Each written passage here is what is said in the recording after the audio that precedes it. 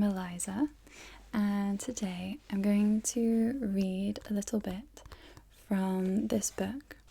It's called Ultimate Travel, Our List of the 500 Best Places to See Ranked, and it's by Lonely Planet. And it's just a nice book with lots of pictures and travel inspiration. So let's begin at the beginning. So according to this guide, the number one best place to visit in the world is the temples of Angkor in Cambodia. And I did actually go here a few years ago. So it says, number 1, temples of Angkor, Cambodia. When all the votes were counted, the number one site in our ultimate travel list was the undisputed champion by some margin. It won 36% more votes than the very closely fought second and third places. In electoral terms, this was a landslide. So how did Angkor Wat do it? As the world's greatest temple to the Hindu god Vishnu, Angkor Wat might seem a bit off the grid in Buddhist Cambodia, but this magnificent monument is the greatest treasure of a Hindu kingdom that once stretched as far as Burma, Laos, and southern China. Even in a region as richly gifted with temples as Southeast Asia, Angkor is something out of the ordinary, a literal representation of heaven on earth, made from thousands of sandstone blocks and carved floor to ceiling with legends from the Ramayana, Mahabharata, and Puranas. Even better, Angkor Wat is the crowning glory in a complex of more than 1,000 temples, shrines, and tombs that forms a virtual city of spires in the jungles of northern Cambodia. Let's look at number 2. It has some more pictures. This is Angkor Wat at sunrise or sunset. More pictures. I won't read the whole thing because it will be too long, but number 2 on the list is the Great Barrier Reef in Australia. It says, Great Barrier Reef, Australia. Second place in our list goes to a natural wonder stretching for more than 3,000 kilometres up the northeastern coast of Australia. The Great Barrier Reef hardly needs an introduction, but here are some facts. This is the world's largest network of coral reefs, with 400 types of coral and 1,500 species of fish. Some 30 kinds of whales, dolphins, and porpoises have been spotted here, along with 6 species of sea turtles and 17 kinds of sea snake. If that doesn't convince you to hop onto a plane to Oz, there's this. The reef may not be around for much longer, at least in its present state of glory. Rising sea temperatures have been bleaching and killing the coral, and the trend shows no sign of stopping.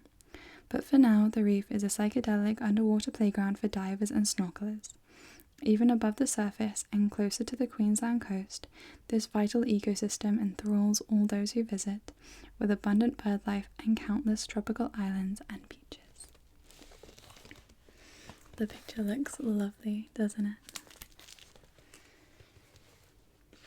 it? Number 3 on the list is Machu Picchu in Peru. Just a handful of votes separate second and third spot in our list of sites, but they could not be more different. Gaping down at Machu Picchu from the Sun Gate after a lung-busting 4-day hike along the Inca Trail is a rite of passage for travelers to Peru. But it's not the outrageously dramatic Andean setting, nor the way that the city clings to impossibly precipitous slopes that makes Machu Picchu so mind-blowing. It's the fact that no one really knows what happened here. You found a proper enigma. There are theories aplenty, from royal retreat and temple for virgins through to alien landing pad, but they remain just that, theories. Even Hiram Bingham, the American amateur archaeologist who stumbled across the ruins in 1911 and spent years excavating them, didn't know what he was looking at. Bingham died claiming erroneously that he'd found a different site altogether, Vilcabamba, the fabled lost city of the Incas.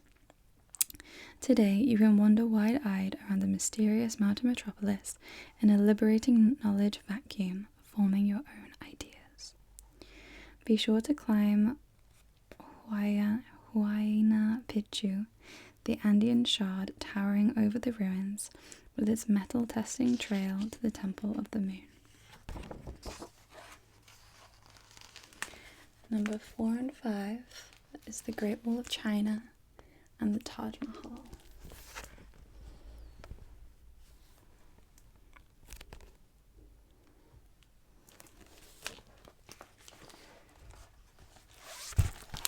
Number 4, it says, the Great Wall of China. Every country has its must-see monument. In China, that monument covers most of the country. The Great Wall of China is not just one wall, but an awe-inspiring maze of walls and fortifications, stretching for an astonishing 8,850 kilometers across the rugged landscape of the north of the country. Constructed in waves over more than 1,000 years, the Great Wall ultimately failed in its objective of keeping the Mongol hordes out of China, but it became the defining symbol of the Ming Empire, the greatest power to rise in East Asia until the arrival of Chairman Mao. It's a myth that you can see the Great Wall from space, but when confronted by the sight of this endless structure stretching off into infinite distance, it seemed almost impossible that this wouldn't be true. A few rugged souls trek the entire length of the wall, but even if you pick just one section, you'll be humbled by its aura of indestructibility. Which part you choose to explore depends on whether you're after imperial grandeur near Beijing, military precision in Gansu, or timeless desolation in Inner Mongolia. Number 5, Taj Mahal in India. How do you achieve architectural perfection? Start with acres of shimmering white marble, add a few thousand semi-precious stones, carved and inlaid in intricate Islamic patterns. Take a sublime setting by a sacred river in jewel-like formal gardens. Apply a little perfect symmetry and tie up the whole package in an outlandish story of timeless love. And there you have the Taj Mahal. Built by the Mughal Emperor Shah Jahan as a mausoleum for his favourite wife, Mumtaz Mahal, the Taj has been attracting travellers to India for centuries. Ironically, the emperor spent his final years incarcerated in Agra Fort by his ambitious son, with just a view of the Taj to remind him of everything he had lost. Despite the incredible multitudes of visitors it draws, the Taj Mahal still presents a misty window through time. The ghosts of Mughal India wander the gleaming marble courtyards, drifting like shadows under archways and floating behind latticework screens. There's no other building in India that so perfectly encapsulates the attitudes and atmosphere of its era.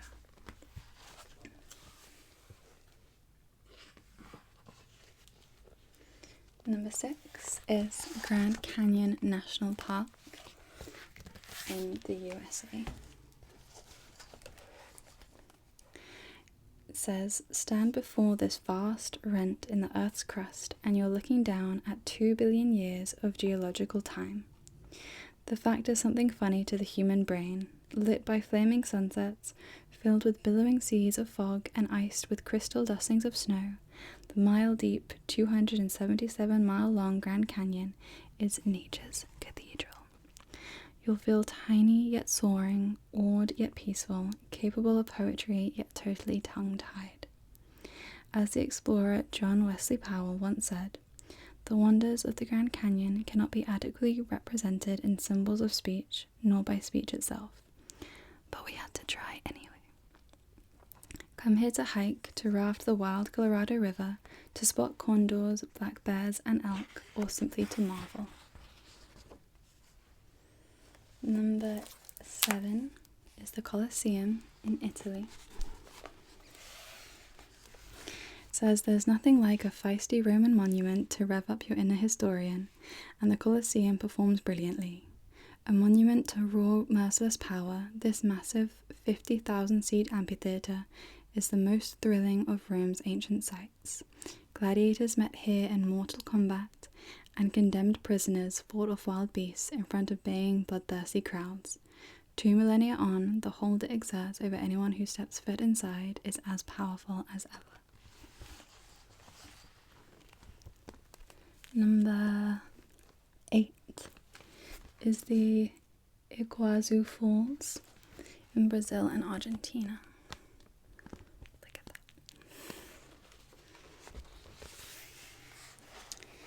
It says, the Guarani name for the point where the Rio Iguazu plummets over a plateau just before its confluence with the Rio Paraná is a great understatement.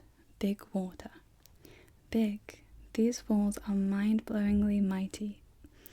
Tourist boats that ply the foaming plunge pools below look like matchsticks.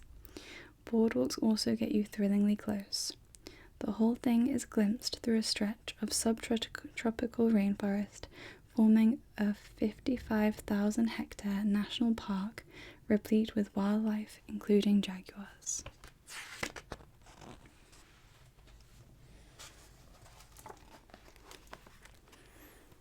Number 9 is the Alhambra in Granada in Spain.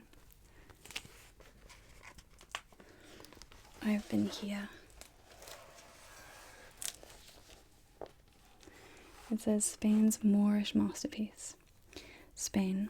The palace complex of Granada's Alhambra is one of the most extraordinary structures on the planet, perhaps the most refined example of Islamic art anywhere in the world, and the most enduring symbol of 800 years of enlightened Moorish rule in medieval Spain. From afar, Alhambra's fortress towers dominate the Granada skyline, the sheer red walls rising from woods of cypress and elm, set against a backdrop of the Sierra Nevada's snow-capped peaks. Inside is a network of lavishly decorated palaces and irrigated gardens, which are the source of scores of legends and fantasies. It's the combination of intricate detail and epic scale that gives Alhambra its breathtaking appeal. The perfectly proportioned general life gardens vividly invoke the Moorish vision of heaven, while the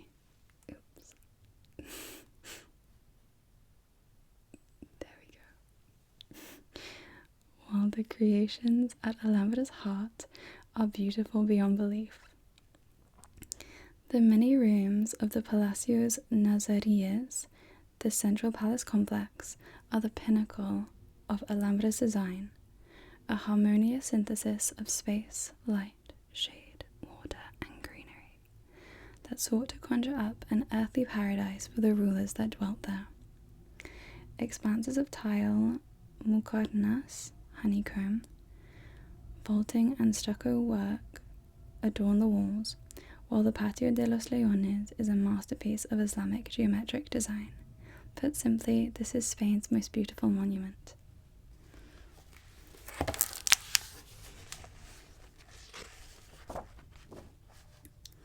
Number 10 is Hagia Sophia in Turkey, Istanbul. Church, mosque, and museum in one, Hagia Sophia is a structure unlike any other on the planet, defying easy categorization just as it defied the rules of architecture when it was built almost 1,500 years ago. The man behind it all was Byzantine Emperor Justinian I. He demanded a cathedral to eclipse the wonders of the Byzantium's sister city, Rome, and moreover one that would mimic the majesty of the heavens on earth. He got his wish, and Hagia Sophia still dominates the skyline in modern-day Istanbul. It is a huge, almost cosmic space with a sense of vastness unmatched in its ancient era.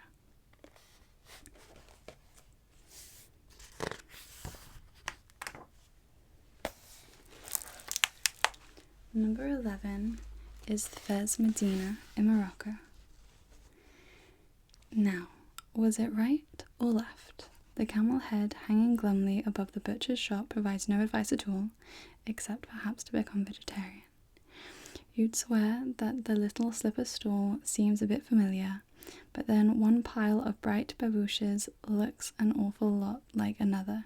You plunge, hanging this way then that, veering past the vat of boiling snails and the teetering pile of terracotta tagines, narrowly avoiding a man and his mule, and not really avoiding the steaming pile that the mule left behind. Another crossroads, another turn, another twist, and yes, oh, hello, Mr. Camel, we meet again. Fez el Bali, the medieval heart of Morocco's third largest city, is less Medina, more architectural spaghetti. There are in the region 9,400 alleyways. There are in the region of 9,400 alleyways, comprising some 14,000 buildings, housing around 160,000 people, in this tangled, unmappable labyrinth that dates back more than 1,000 years. Mosques, madrasas, restored riads, townhouse dars, silversmiths, copper merchants, tourist touts, leather tanners, real guides, faux guides, and every other type of soul seem squeezed in tight. You can't begin to get to know the place, but that is part of the frenzied fun. Steel yourself with a sweet mint tea and just dive in. Number 12 is the 12 Apostles in Australia. The Sea Spires. How did a group of sea stacks feature so high in our list? There aren't even 12 of them, just 7 or 8 are visible from the roadside viewing platform. The answer lies in where the 12 Apostles stand, on the Great Ocean Road, one of the world's must-do drives which hugs Victoria's southwest coast. This limestone coast, pummeled by the Southern Ocean, is a scenic treat, especially for passengers. At about the 4-hour mark from Melbourne, you'll meet the Apostles. Stop, take the photo, then turn around and explore the Great Otway National Park on your return trip. The Apostles are the cherry on what is a very tasty cake. I went to Australia, but I didn't go here, and I didn't go to the Great Barrier Reef because Australia is just so big. It's so difficult to do everything you want to do.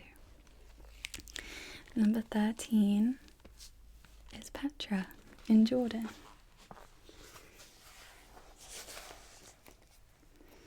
If we're honest, most people's mental image of Petra is of Indiana Jones, riding through a narrow canyon, marveling at the rose-red facade of the treasury, stepping inside and discovering the Holy Grail.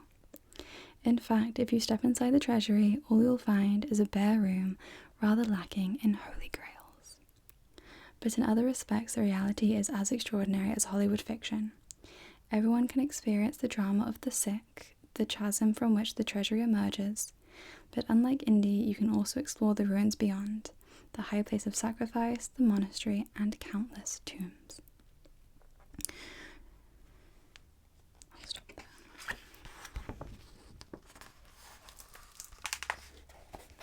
Number 14.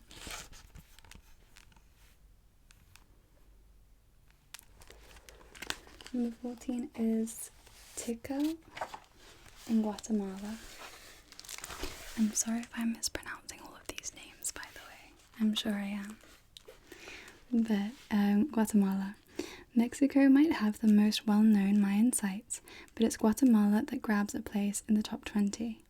Filled with palpable notes of jungle, earth, and stone, the air of Tikal feels suitably timeless. 1,200 years ago, you'd be walking through a bustling Mayan metropolis. Today, you're greeted by haunted jungle ambience, wind through vines, animal cries, and the occasional cacophony of squawks emitted by the birds that now call the formerly great city home. Tikal is Guatemala's most significant Mayan ruin site, and although archaeologists say it once rivaled Rome in size, population, and political clout, less than 10% of its buildings have been excavated. The rest of the city remains beneath 1,000 years of dense jungle that has claimed the entirety of the once mighty empire.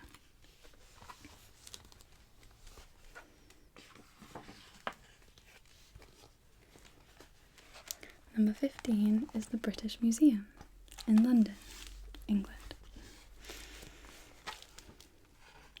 When Sir Hans Sloane first put his personal collection of treasures and curiosities on display, he probably had no idea what he was creating. Fast forward 260 years and the British Museum has evolved into perhaps the greatest treasure house of Europe. Indeed, many of Europe's, and indeed the world's, greatest treasures have ended up in its hallowed halls, a periodic bone of contention for the nations where those treasures originated. That's very true. Visiting the British Museum is a pilgrimage for fans of antiquity. Among its collections are such iconic heirlooms as the Rosetta Stone, the key to the translation of Egyptian hieroglyphics, and the Elgin marbles, which once graced the Parthenon, alongside the astonishing collection of mummies and sarcophagi that would put ancient Thebes to shame. Number 16 is the Sagrada Familia in Barcelona, Spain. Barcelona is home to many Gaudi architectural marvels,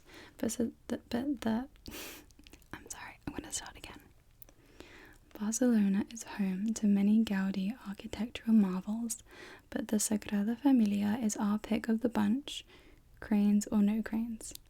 Surely the world's most stunning building site, this iconic modernista masterpiece is still a work in progress, close to 100 years after Gaudi's death, with architects now working from his original ideas. The massive scale of the Gothic-style cathedral alone inspires long periods of standing in the surrounding streets with a craned neck as you gaze up admiringly at the 18 towers piercing the sky. But it's the decorative details, particularly the Passion and Nativity facades, where hours can be whiled away just absorbing the work and its symbolism. Although the exterior is captivating, the interior is something else.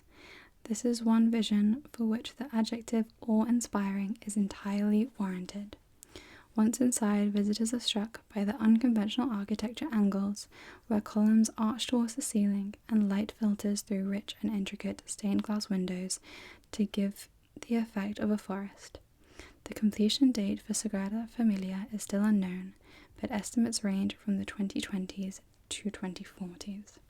This book is a few years old. I'm not sure if it's finished yet, but I don't think so. Number 17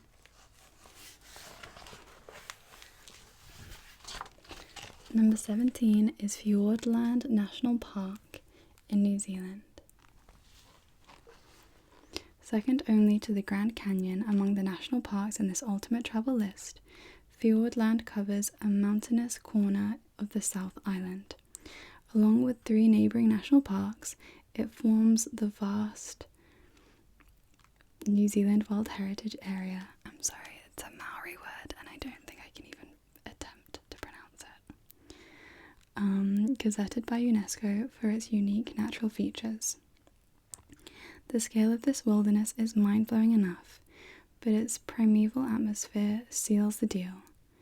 Fiordland is an almost untouched part of Gondwanaland, the supercontinent from which New Zealand was cast adrift 85 million years ago. It is a landscape of jagged peaks, glacial valleys, pristine lakes, and sheer fjords. Ancient forests drip green and twitch with such birds as kiwi and takahe.